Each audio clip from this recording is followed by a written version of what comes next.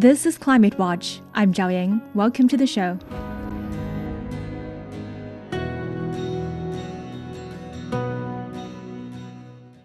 March 22nd is World Water Day. In this special episode, we explore how a small mountain village in China is adapting to water scarcity in a changing climate.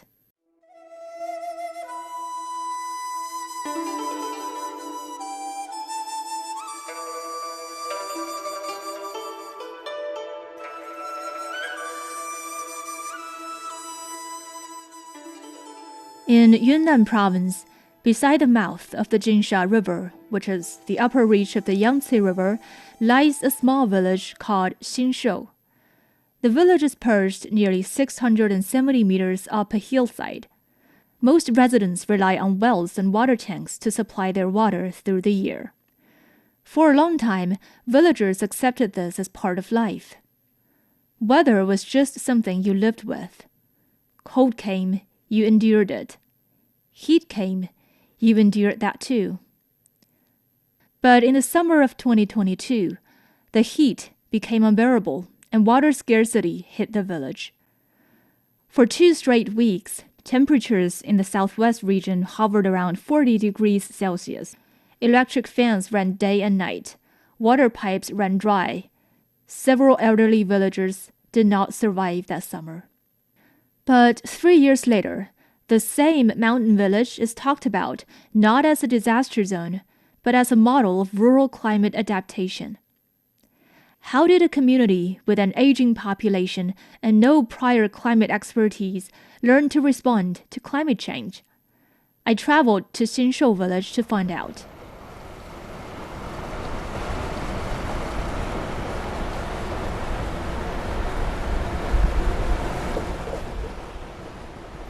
Nestled in the northeast of Yunnan province, this village is a 20-minute drive from downtown Shuifu.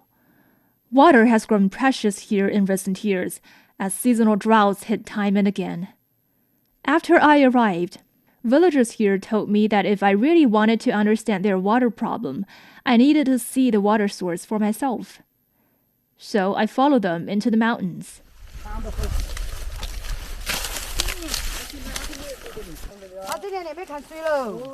We walked for a long time.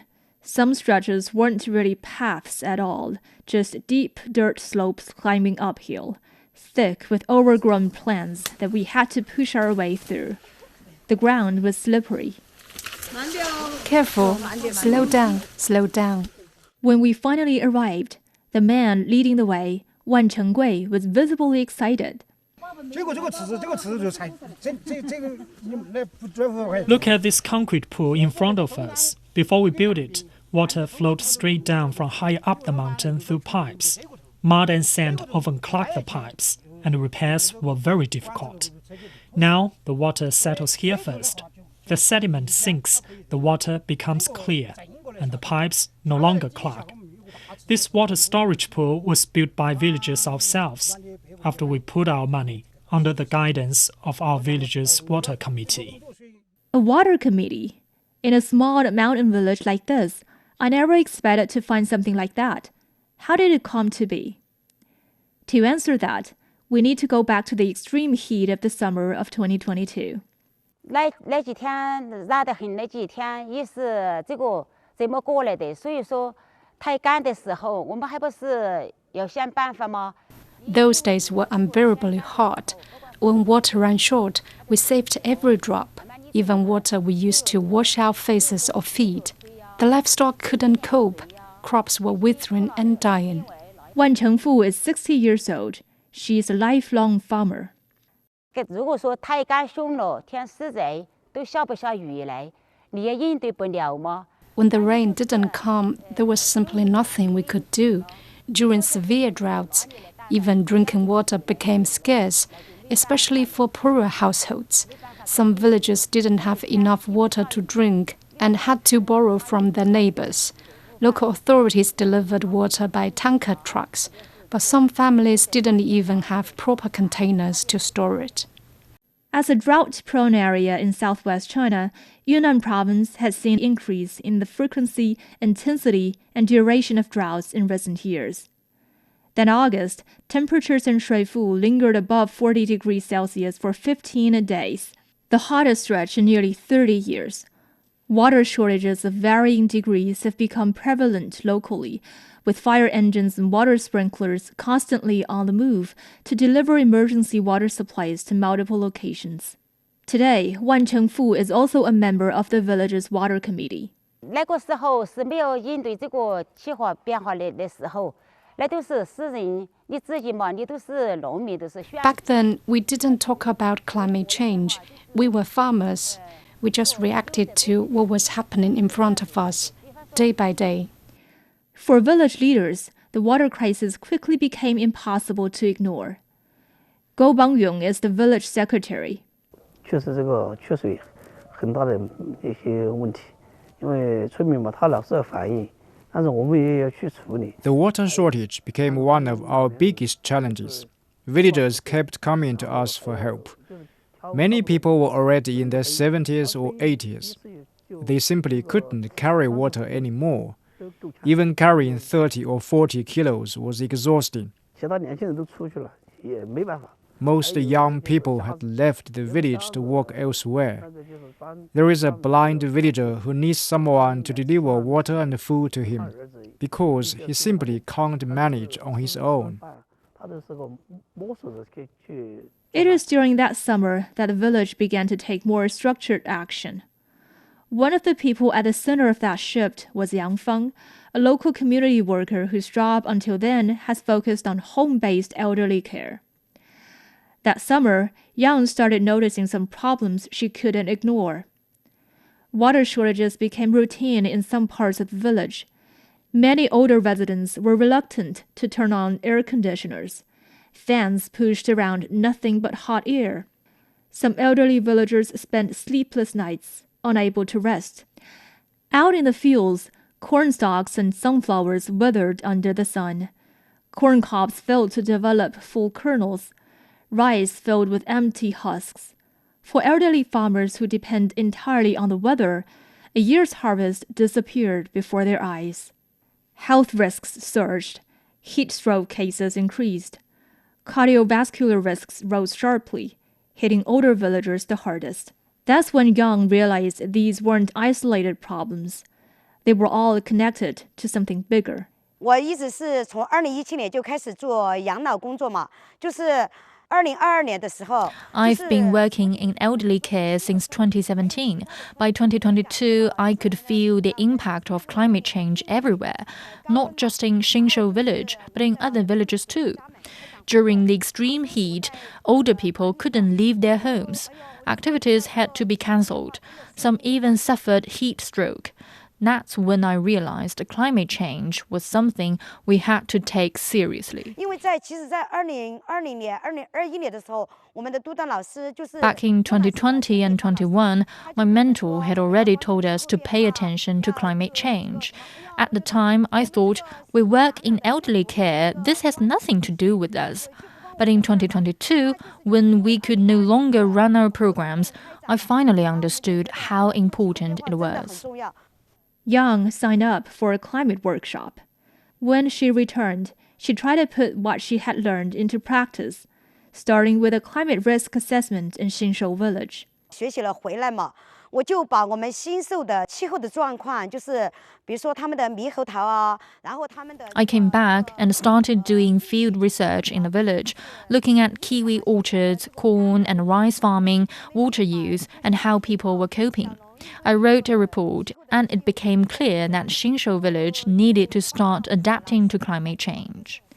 Based on that report, Yang Feng's team secured a small climate adaptation grant from a local charity fund. 就是通过那个调研报告嘛，我们就申请到一笔这个资金。 We applied for a small climate grant. The grant wasn't large, but we wanted to make the best use of it. I talked with village leaders like Go Bangyong and suggested bringing together volunteers from different parts of the village who were already managing water informally. These were people who helped find water sources and fix pipes out of goodwill. But without coordination, everyone worked separately, and that sometimes led to conflict. I wondered, could we organize them into a water committee to manage water together and reduce disputes? That's how the Water Committee came into being. Its first task was to identify 12 elderly households facing the most severe water shortages. Using project funds, the committee installed water tanks and buckets for them. 我们的资金本来也有限，但是呢，最后呢，我们选了12户。 With limited funds, we selected 12 households and provided them with water tanks, so they could store water when it was available and have something to rely on when it wasn't. Very quickly, that small amount of funding unlocked something much bigger. Xinshou Village formed a volunteer team. Led by these committed residents, villagers began mobilizing around shared public needs. The concrete water storage pool Wan Chenggui showed me is one example. It was built with a small contribution from the Water Committee and additional funds raised collectively by the villagers. There's also a narrow bridge on the road villagers used to reach the market. It was washed away by rain. The Water Committee put up 500 yuan as seed money. Villagers contributed the rest: cash, labor, materials. A month later, a sturdy new bridge was standing. Installing water tanks and repairing infrastructure helped the village get through immediate crises. But as extreme heat, drought, and erratic rainfall became more frequent, villagers began to realize that fixing what broke was no longer enough. The bigger question was how to prepare. And for a farming community like Xinshou, that question inevitably led back to the fields, especially to rice, their most important crop. Xinshou villagers then took part in a community-based climate risk assessment focused on rice. 就是一个工作坊的学习是在水库开展哈，然后我们也邀请了20多个老人一起来参与，就是共同的讨论我们这个气候。 We held a workshop and invited more than 20 elderly villagers to take part. Together, we looked at how climate change is affecting rice farming. Drawing on their memories and oral histories, we asked questions like which years experienced a severe drought, when did heavy rains wash away irrigation channels, and are heat waves becoming more frequent? We then cross-checked villagers' accounts with historical weather data to build a locally grounded understanding of climate trends. We also worked with villagers to draw maps of community resources and climate hazards, marking water sources, drought and flood-prone fields, landslide risk areas, and irrigation infrastructure. And by creating a farming calendar together, we identified the most critical periods in the rice growing cycle. 我们也请这个我们一个博士，他是就是李杭州，也是我们这个。 We also invited climate scientist Lu Hangzhou to come to Xinshou village to give training sessions, helping villagers, especially the elderly, understand what climate change is and why it matters. Lu Hangzhou is a climate scientist and a scientific advisor to the Yunnan United Charity Support Center. In recent years, he has focused on bringing climate knowledge to rural communities across China. 现在气候变化对于村庄，特别是农村种植庄稼的农户，他们影响是挺大的，因为我们 Climate change has a very real impact on villages. People working in offices may not feel it day to day, but for farmers who depend on the weather, the effects are immediate and obvious. 不只是新凑村，其他村的地方。 And this isn't just the Xinshou village. In many places, people tell us the same thing. The weather feels increasingly abnormal. They know something has changed. They just don't always know why. 然后我们去到新凑村的时候，也是先告诉他们。 So when we came to Xinshou, the first thing we did was explaining the bigger picture, why extreme heat is becoming more frequent, and how temperature and rainfall patterns are shifting. 我们去新凑村做科普活动的时候呢，就是用尽可能直白的语言，不去给他们讲什么温室效应，温室气体。 We use simple, everyday language. Instead of talking about abstract ideas like the greenhouse effect, we use familiar comparisons. 比如说，他们不知道全球变暖，但是他们知道就是。 For example, people may not know the term global warming, but they understand what it feels like to be wrapped in a thick quilt, how heat builds up inside. Climate change works in a similar way. It's as if the Earth's blanket has become thicker, trapping more heat. Liu points out that older people are among the most vulnerable groups when it comes to climate risks. 我们做这个气候变化风险评估的时候，就是那个方法论里面是引用的 IPCC， 就是 Our climate risk assessment framework is based on the IPCC model, which looks at hazard, exposure, and vulnerability. Vulnerability refers to how susceptible a group is to the impacts of climate change. Older people are a relatively vulnerable group, along with others such as people with disabilities and children. When disasters occur, older people often have a lower capacity to respond. That's why they require special attention in climate risk assessments and adaptation planning. But in Xinshou, thanks to the work of Yang Feng and other community organizers, older villagers were no longer seen only as victims to climate change. They've also become essential contributors to climate adaptation. They can use their experience, memory, and local knowledge to help the community anticipate future risks. Liu also helped guide Xinshou Village's climate risk assessment. 我们做气候变化风险评估的时候，是以当地的村民为主体的。我们的流程是先帮助 In climate risk assessments, local villagers are the main actors. The process starts by training social organizations in how to conduct risk assessments. These organizations then bring those methods into project sites, and the Xinshou village is one of them. 然后在这个评估方法里面呢，就特别强调参与式的方法。 What we emphasize the most is a participatory approach. That means we don't rely only on an external perspective to assess a village. Instead, we start from a village's own experiences, how they perceive climate change, and how they understand the risks. Villagers contribute ideas, share responsibility, and play an active role in shaping solutions. Under Yang Feng's leadership, older villagers in Xinshou have also stepped onto the stage, performing in climate-themed theater to share their experience with the wider community. Today, we are going to showcase our talents. The older people of Xinshou village have our own spirit and character. We want to show what makes us, the elders of Xinshou village, who we are. Are you ready?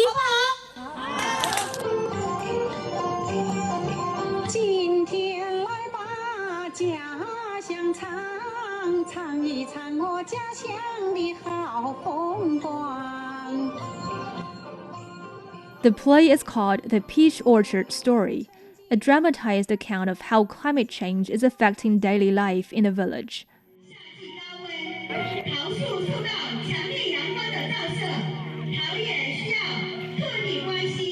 During the summer heat, the peach trees are exposed to intense sunlight and need special care. With no rain for a long time, the orchard dries out. Farmers carry buckets everywhere searching for water. Pests that were once under control return. They must be dealt with immediately. The villagers created the play, drawing directly from their own experiences. 我们拍这个剧嘛是杨芳他们的那个去表演了有个情景剧，然后就喊我们要表演有个情景剧嘛，因为当时就说是桃园故事嘛，嘎。We created this play because Yang Fang suggested we put together a short drama called The Peach Orchard Story. Many people in our farming group grow peach trees. We use our own experiences, what we've lived through and observed, to shape the story. Yang Fang then helped us rehearse and bring it all together. Xinshou Village's approach to climate adaptation is rooted in the everyday farming practices of its residents. He Tangqiong, head of the social welfare section of Shuifu Civil Affairs Bureau, says the villagers of Xinshou already have deep wisdom about adapting to climate. They just need guidance. 对农村来说，他们农业生产、农村劳作是离不开气候以及我们节气啊、节令的这些变化。In rural areas, farming and daily life follow the seasons and the weather. Villagers experience these changes directly. When to plant, water, fertilize, or weed, all in tune with climate and seasonal cycles. Even if they don't frame it as climate change, their daily work is already connected to it. Social organizations help guide them in ways they can understand. Once they learn more about climate risks, they pay closer attention, share knowledge, and take action. He Tangcheng says Xinshou's climate adaptation work grew out of practical needs in elder care programs. Over time, these initiatives have also enriched the lives of older villagers, giving them chances to learn, contribute, and stay engaged in their community. 因为我们新秀村最开始做这个养老的项目，也是有老人和志愿者也比较积极的参与。那么参与的过程当中呢，有些老人 The climate work in Xinshou started with the village's elder care project.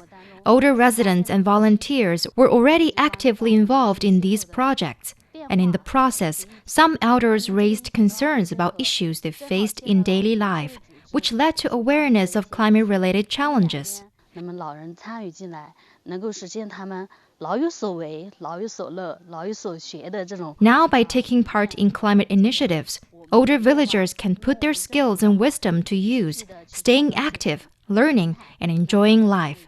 We continue to create platforms that let them contribute to community projects and public initiatives, enriching their physical and mental well-being while improving the village's living environment, its ecology, and agricultural practices. China has set the goal of basically building a climate-resilient society by 2035.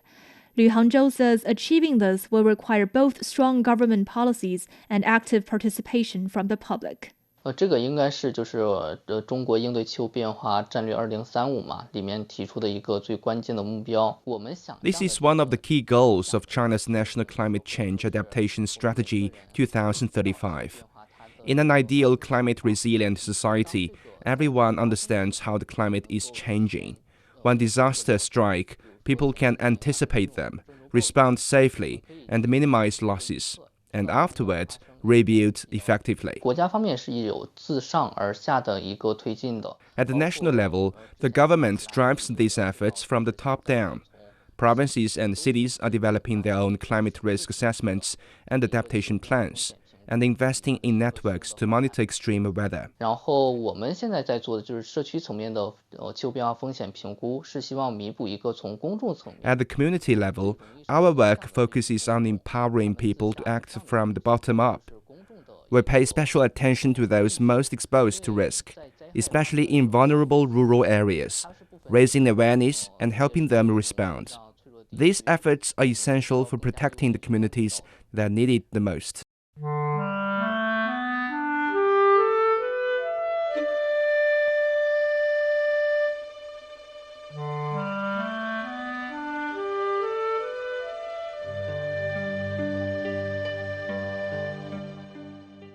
As I left Xinshou, I looked back at the hillside.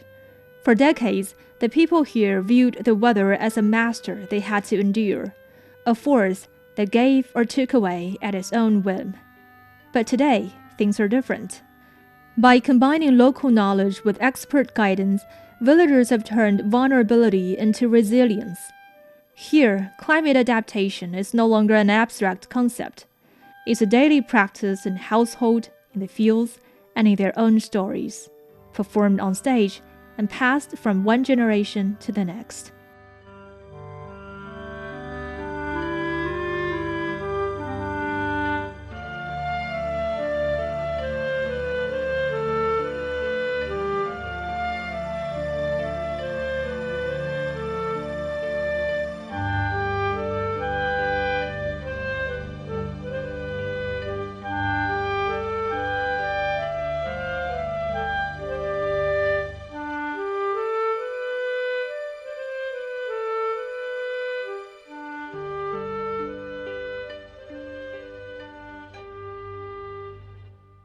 And that wraps up this edition of Climate Watch. You can find more episodes on your favorite podcast platforms. Just search for Climate Watch and hit subscribe. Don't forget to leave us a quick review or share it with a friend. You can also email us at radio@cgtn.com with your questions or feedback. And stay updated on the latest climate stories with our Substack newsletter, Climate Choices. I'm Zhao Ying. Thank you so much for listening. See you next time.